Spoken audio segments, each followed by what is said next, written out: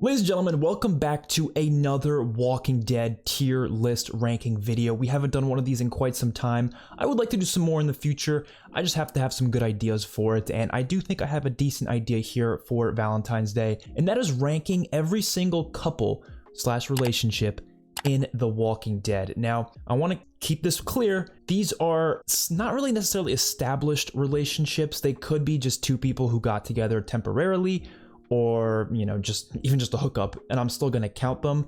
But I am not counting people who are very close but never technically got together, even if it was being planned.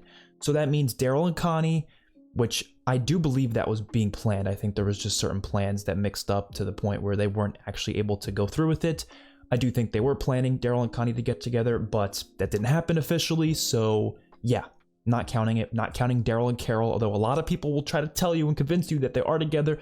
No, technically they're not, so I'm not counting that, and there's probably at least a couple other things like that. Oh, Jesus and Aaron is another one. I'm not sure if they confirmed that they got together at some point in between that time jump, but they weren't officially together, even though they seemed very close, so I'm also not counting that. I probably forgot a couple, to be honest, and if I forgot it on this list, you can remind me in the comments, but chances are it's not really that important of a relationship if I forgot it, or maybe it was and I'm just stupid and somehow forgot it. Some of them on this list are definitely not that important, but who cares? Let's just rank them. I am not ranking them, let me make this very clear, not ranking them on how good of a couple I think they are, like how well they are for each other. Although that is technically part of it for some of the relationships, I will be talking about how good they are for each other, because if they're playing it off as that, and that's kind of the whole point of the relationship, then I think it does need to actually work in that way for it to still be considered a good relationship on the show. It's not what I'm ranking it on. What I'm ranking it on is how interesting and entertaining it was as a relationship, or even if it was just a small little thing, and how important it was for those characters' stories going forward. So was it meaningful? Did it actually have impact to their storylines, or was it just there just for nothing? You know what I mean? That's what I'm ranking it on. So just because I put someone high does not mean I think these two people are perfect for each other. No, that's not what that means. Sometimes that's the case because that makes their characters better because of that, but it's not always the case. And just because I have it low does not mean they're not good for each other. It just means I was not that entertained by their scenes together. So let's start off with Rick and Lori. So Rick and Lori, I mean, there's so many things people talk about with this relationship. Obviously, they're like, oh, she cheated on him, all this stuff. I don't really hold that against Lori in the way that a lot of people do, because she did think he was dead, and that was very clear. But then she does some stuff later in the season that I think kind of got annoying for a lot of people. Like, for example, getting really mad at Rick for killing Shane when Shane did try to attack him first. That was one thing that was a little odd. And they had a lot of issues, especially into season 3, between their relationship. But I was always entertained by it. The little love triangle between Rick, Lori, and Shane was one of the best parts of the first 2 seasons of the show. So Rick and Lori, I'm going to put in B tier just because, like I said, it was very entertaining. It was very enjoyable to watch. I don't necessarily think it's going in S or A because I don't think it's nearly as impactful and important as some of the other stuff in the show. But for starting off Rick's character in those first 2 seasons, yes, it was. And Shane and Lori we only had for like 1 episode because Rick came back right after and then that was done with. But like I said, that back and forth was very entertaining, but just because they weren't really as strong of a relationship to begin with, I'm gonna have to put it a little bit lower. Glenn and Maggie, that's an easy S tier. I don't even have to think about that one. Probably the best relationship in the show, probably the most impactful on both of these characters because it lasted so long. Obviously, it would have kept going if he wasn't killed off. Now, the thing to note though, even though he was killed off, he still lives on through his child. I really love this relationship. Obviously, it's definitely one of the most entertaining parts of the show. And I would say it was definitely stronger in the first couple seasons because that's when they were really like, you know, they had a lot of interesting storylines. Whereas later on, it just kind of becomes routine. Like we know they're together. Okay, of course, they really care for each other. They're going to do anything for each other. That's all it becomes later on. Whereas in the first 3 seasons, there was more like situations between their relationship, and they had actual like problems sometimes. Like in season 3, there was actually a time where they were fighting for a while. Whereas when you go to season 4, 5, 6, they don't fight once. They're just right there. So I do think it was a little more entertaining in the early seasons, but once it got to a certain point, it was just routine. Still a fantastic couple, and obviously it's one of the best parts of the comics as well, and they have to do the same thing in the show just because of how great it was. Next up, we have Shane and Shane and Andrea. So yeah, this is one of those things where, yeah, it's just a hookup. They never actually had some sort of a relationship going forward after this. But it did affect both of these characters because they did have some sort of a closeness to them. It wasn't like you're hot and you're hot, let's just have sex. It wasn't like that. It was actually like they felt like a connection to each other in that season because they both felt like outcasts. Even in the earlier part of season 2, they were both talking about leaving together because they both did not feel like they belonged. So I actually do like that little story. It's not gonna rank high though, it's just one little thing, but you know, it still was impactful for those two characters in that moment.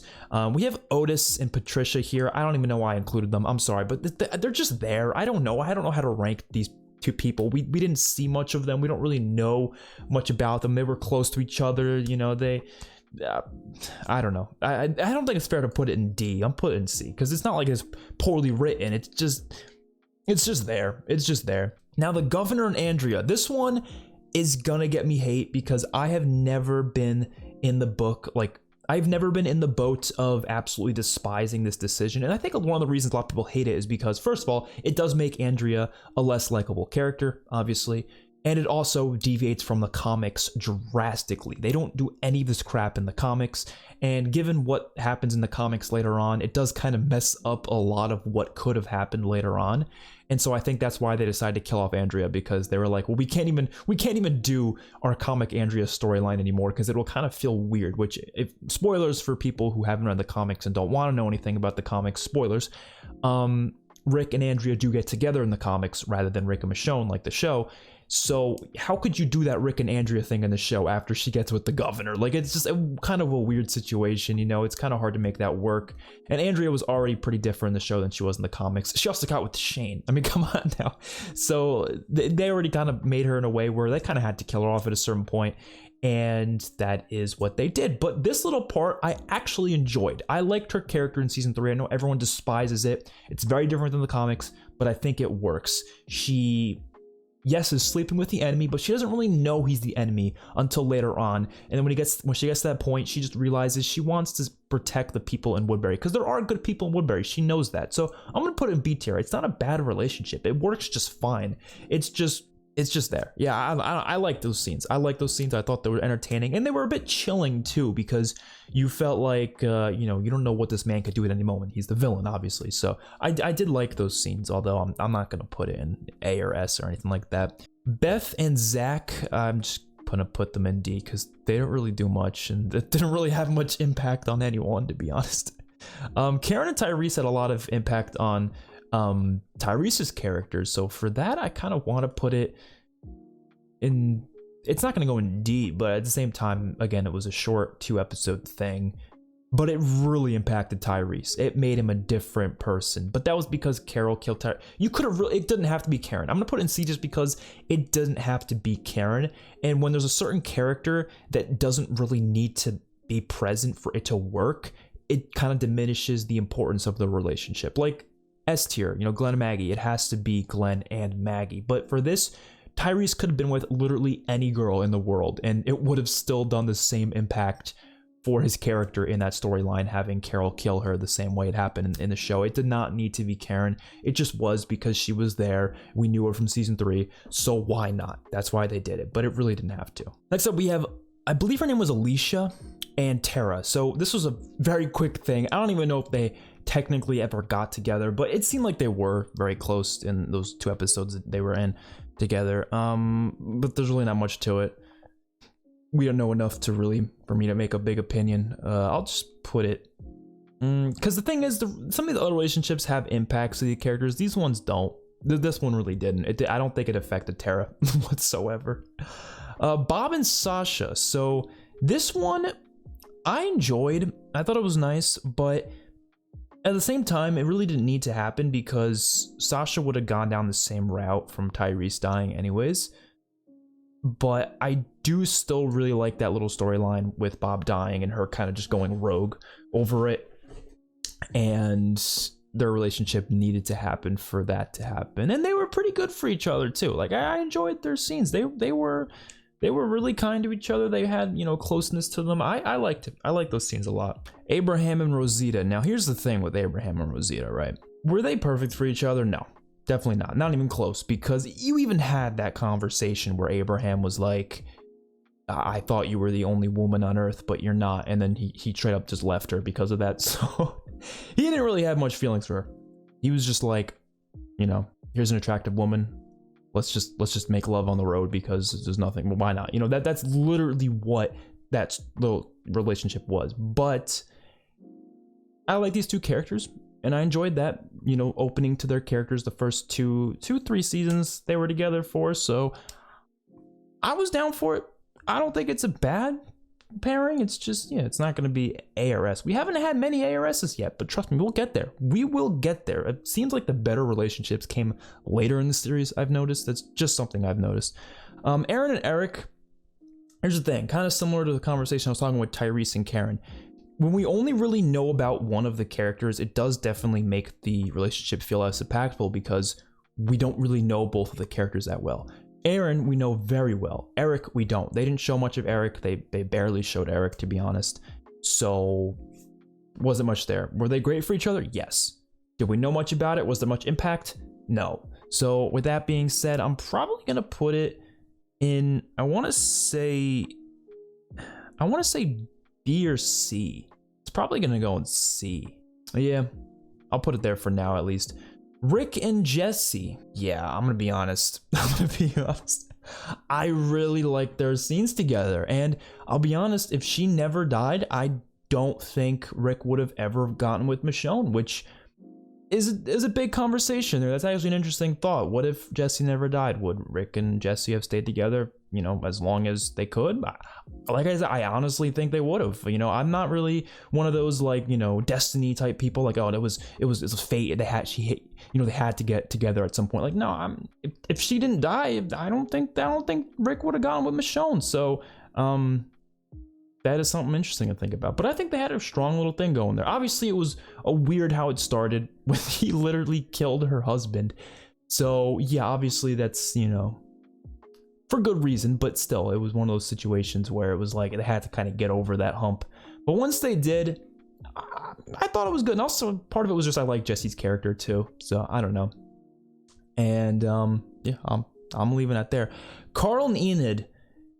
Oof. I'll put this in B. It was fine. I don't really have a massively positive opinion on it. I thought it was fine. They wanted to give Carl a little love story, so why not? Tara and Denise, I'm honestly going to put in B. I actually liked Tara and Denise quite a bit. I thought they had a good little story there. And Tara's only relationship, well, other than that Alicia girl, obviously. And it ended in tragedy, obviously, and it led to Tara's character going through a massive storyline in season 7 and 8, so it was definitely important for her character. And I liked Denise; she was a good character too, so it worked out. Definitely, I enjoyed it quite a bit. Carol and Tobin, I'll put it in C just because it was a one episode thing. They just kissed. I don't think they did anything else, to be honest. They might have had sex. I don't know, but they didn't do much. They didn't do much is the moral of the story here. But it was fine. It was all right. Sasha and Abraham was one I was never that crazy about, to be honest. I didn't feel the chemistry, but I don't think it was bad, and it was definitely important for Sasha's character. But where am I gonna put it? Probably just in B, to be honest. Probably just in B. It was alright. Rick and Michonne, S. That's gonna go along with, I mean, that was obvious. Like, these ones are gonna go with them, obviously. You know, it's just, these are the big characters, the big relationships of the show. We haven't even gotten everything we're going to see of them too, because we have a whole TV series starring the both of them, which is going to be crazy. But that's a relationship that was a long time coming. Obviously, back in season 3, you even felt the connection there, and it just took a while to get to that point. And I never thought it was going to happen. I was always of the opinion, no, they're just really close. Like, they're just really close friends. It's probably going to stay that way. I was very surprised. I was incredibly shocked to see them actually go through with it. I did not think they would, and I was at first like, we'll see how it works. And then like a couple episodes in, I was already down for it. I was like, oh yeah, this works. She can definitely be that like comic Andrea role that Andrea was in the comics. And yeah, she pulls it off very, very well. And they've been really close since then. And now we get to see more of it later on. So absolutely fantastic. Dwight and Sherry is an interesting one because I'm not rating Fear the Walking Dead relationships right now, but their relationship probably would be like a C or a D in The Walking Dead. But when you look at Fear the Walking Dead, they have a lot more to do together, so it changes it a little bit. and there's a little more complexity to their characters in Fear the Walking Dead compared to what they show in The Walking Dead. So for here, I'm just gonna put them in C because they don't really do much with them, but yeah, it's all right.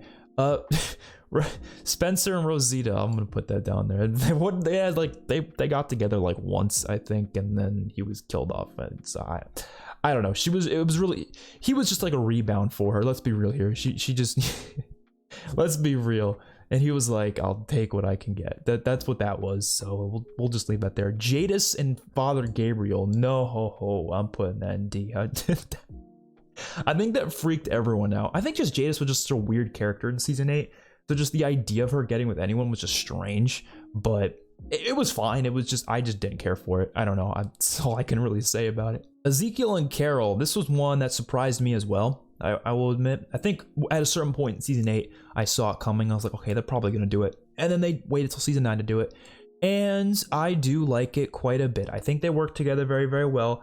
And what I like about their story so much is it's a pretty realistic concept because they worked so well together until they lost their child. And that is, in real life, a big reason for people getting divorced, losing a child. So it made sense why that happened to their characters here. And they had a lot of interesting conversations even into season 11 about them and what they mean to each other and everything. And I never felt like they got good closure on their storylines, but before that, like especially season 9 and 10, I thought they had a very strong dynamic and I enjoyed it quite a bit, so it deserves S tier for sure. Jerry and Nabila, fun to see, but they don't really have that big of an impact on the story because they're not really that main of characters. Same with Tammy Rose and Earl. They're a strong relationship, but what does it really matter? Okay, Enid and Alden. Enid and Alden freaked me the hell out first time I saw it because like it felt so off because in season 8 she was supposed to be like this kid, right? She was like 15, 14, however old Carl was at that point, right? Because I know the actors are much older, but the characters themselves are supposed to be like 14, 15. And then we get the 6-year time jump, so presumably she's like, what, like 21 at that point? Alden's probably like, I don't know, 25, 26, whatever. And so that makes sense, that's fine. But like when you go back a season, you forget that there's a 6-year time jump, you don't really think about it. You're like, well, he looked the same age. He looked like 25 in the season 8, and she looked, I don't know how they made her age that much, because they somehow did. I know the actress was probably always old enough for that, but it just felt weird when I first saw it, because like in our eyes, she was still this kid who was with Carl, and then now she's with this grown-ass man. You know, they're probably closer in age than you'd think. I think actually the actor was like 23 or something. He might even be younger than that. I'm not sure, but it was weird. But I thought it was fine. I didn't have a problem with it. I thought they had a nice little thing going. It didn't really matter that much long term, so I'm gonna put it in C, but it was fine.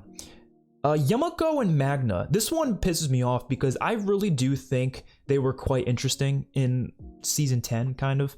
And then they just drop them and we never see them again. Like they don't have any connection to each other for like the rest of the show. And then until like one moment in the finale where they kiss, and it's like, okay, like you didn't show any of it. So for that, it's kind of like hard to give it a high rating. I'll put it in B. But if they actually had some more stuff in there in season 11 with them, then maybe it would have been a little bit higher. Sadiq and Rosita is an interesting one because it happened off screen, so it's hard for me to actually give an opinion on. But you can tell their closeness in season 10. You had a lot of close moments with them, so you can tell there was definitely chemistry there. And I think, honestly, they seem like they fit better than Gabriel and Rosita do. So it's hard to put them high because we didn't get to see them together, really, but I'll put them in B just because you could tell there was something there. And then Gabriel and... This one is, again, just like the Alden and Enid one, where there was a time jump. We didn't get to realize these characters changed so much. So when you look at like Gabriel, like if you go back to season 5 and watch scenes like when we first meet Gabriel and you see Gabriel interact with Rosita, which I don't think they really ever do, but they might like once or twice here and there. But just seeing them in the same scene back then, it's so weird how you think to yourself, what, they got together eventually? That's so weird. So I'm gonna give it B. I don't really think it's that great, but it was fine.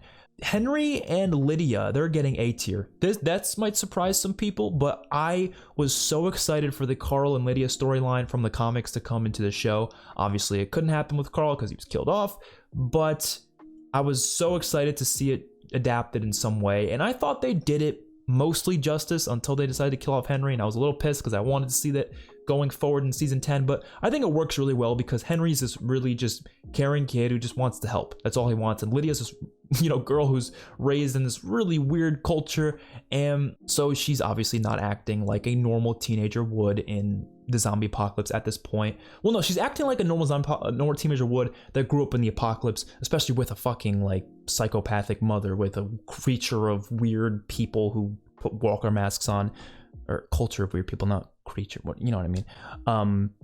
And then he grew up mostly in Kingdom and stuff, so he's a little bit less, acquainted with the outside world. And I think that balance kind of just was really interesting, and I enjoyed their half season together. I guess it was really enjoyable. Those scenes were great. You don't have much young couples in this show anyways. I mean, you had Carl and Enid, but that was it really. So it was nice to see something like that again, and I thought it fit for season 9 pretty well. Negan and Alpha, they weren't a couple. No, they got together like once, but I gotta include it. They got together for not really romantic reasons. It was like a reward type thing, so it's hard to really count it when you think of it like that. I kind of don't hate it because it made sense, but it also was kind of weird, so I'm just gonna put it in C. Okay. Eugene and Stephanie, they were fine. They had their moments. I just don't think their storyline was that interesting in season 11, to be honest. I think that was my only issue. I also like the whole doing the fake Stephanie thing. Oh, her real name is Max. I forgot. Yeah, I always want to call her Stephanie. Her real name is Max, though. But the whole like fake Stephanie thing was so odd, and it felt so like, what's the point? I get there was a point, but like, do we really need it? Yeah, I don't know. But they're fine. I'll put them in B. Daryl and Leah. So many people are gonna, tell you this is the worst thing to ever happen to The Walking Dead, but I didn't hate it. I kind of liked it. Really different, really odd, really interesting story with really complex situations. I didn't like the Reaper's arc overall, but this little part of it I didn't hate. I thought Leah was an interesting character. For that, I'm gonna probably put them in B. I don't know. I thought it was really different. It was interesting. I was okay with it. Negan and Lucille, obviously, they had problems, with various problems with, Negan cheating and everything. But it was a really entertaining episode. And to see that backstory and to see that even through not being a great relationship whatsoever because of that, they were able to find peace with each other when the apocalypse happened and when she got diagnosed with cancer and everything like that. They were able to find peace with themselves, and Negan just stopped being the asshole that he was, or at least tried to stop being the asshole that he was. And for a while there, he was a good person. He stopped being a piece of shit, and he was just caring for his wife as much as he can, doing everything he can. And then once she died, he kind of just fell back into those old ways of himself and became Negan, the Negan we see in the later show. So I love that episode. I know a lot of you guys probably agree with me, so it definitely deserves to be an A for that. Negan and Annie, I feel like we didn't really see enough of it for me to have a really solid opinion on it, to be honest. I think it's nice for Negan to get some, relationship later on, to get some happiness, whatever, but at the same time, they didn't really do enough with it. For me to really feel anything impactful about it. And it was just crazy because we had one episode of Negan and Lucille, and I felt way more than I've ever felt with them two together. They probably had like, I don't know, probably 5 scenes on screen, maybe, And Negan feels like a completely different person in those scenes, which is okay, but at the same time, I almost feel like giving him like a woman who was like, kind of, not honestly a piece of shit, but like on the same level of him in terms of like edgery, I don't feel like Annie was that type of person. Annie was a very just nice, calm, cool, collected person. She could be a badass when she wants to be, but at the same time, she doesn't have any like edge to her, where I feel like Negan, he has to always have that edge, and he kind of lost that edge in season 11 because they were trying to obviously redeem him as much as they can. So they wanted to give him someone who's not at all like that, so he can kind of come to terms with it. But I almost feel like it would have worked better if that wasn't the case. But like Lucille had an edge to her for sure. Lucille literally had a gun with her, when he was when they were talking at the dinner table that one episode after she found out about him cheating. She had a gun ready to go with it, and I don't she didn't do anything with it, but still, like, that's edge right there. And you know, Annie didn't really have that in the same way, so I never felt like they worked as well. But at the same time, Negan definitely acts a lot better with her. So we didn't see enough of it, so I'm gonna put it in C. Maybe A. I don't know. It's hard to say. I'm gonna put in C. We might adjust some of these at the end, by the way. We might have to do that. Mercer and Princess, they're gonna get B. They were enjoyable. Elijah and Lydia, didn't really see much of them, so I'm gonna put them in C. I think that's it. I think that's my rating for these relationships. Like I said, I probably missed some. I know there's not a lot in S and A, but to be fair, this is coming from someone who, and I've said this many times, many times, romance is usually not something in film and shows that I'm usually that interested in. There's a reason I don't watch a lot of romance films. It's not that I hate romance. Like, no, it's not that. It's just their stories just... I like the darker stuff a little bit more, and obviously just two people being happy with each other isn't as dark as stuff that I would like to see when I'm watching film and stuff. So usually these points in the show are not the most interesting story arcs for me personally, but when their relationships impact the grander story for these characters and they make differences on who they are, then I start to think it's really important and I am more interested in it. So it makes sense that a lot of them aren't rating that high on the list. Again, it's not just based off of how well they are for each other, although that might factor into some parts of it. For the most part, it's mainly just how entertaining are they together, and from the scenes that we've seen of them, obviously. So yeah, I think this works for me. I'm not sure how you guys think about it. Like I said, I might be missing one or two, but I think I've got the majority of them, and I want to just see if there's any adjustments I can make, because there might be one I want to change. I'm not sure, to be honest. I think this is good. I think I'm gonna leave it like this. The only one I was debating on putting an A was maybe Carl and Enid, but I don't think so. Yeah, I'm gonna leave it like this. This is good. This is solid. That's definitely my top 6. That's definitely my top 6 up there for sure. So let me know your guys' lists in the comment section below. Which ones were your favorite? Which ones were your least favorite? Which ones made you cringe? Which ones made you happy? Please let me know your thoughts. I will see you all in my next one. Don't forget to like the video and subscribe to the channel. Peace out.